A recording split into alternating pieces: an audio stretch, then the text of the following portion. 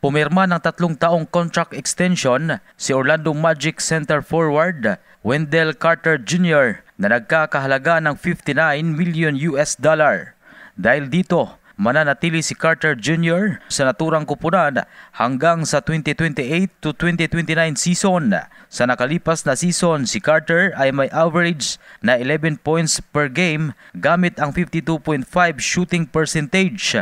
Hawak din ni Carter ang 8.5 rebounds per game sa loob ng kanyang karera sa NBA. Ang 6'10" na si Carter Jr. ay ang number 7 pick noong 2018 draft at pinili ng Chicago Bulls. Noong 2021 na-trade siya sa Magic at naging malaking tulong para maabot ng kupunan ang playoff sa pagtatapos ng regular season.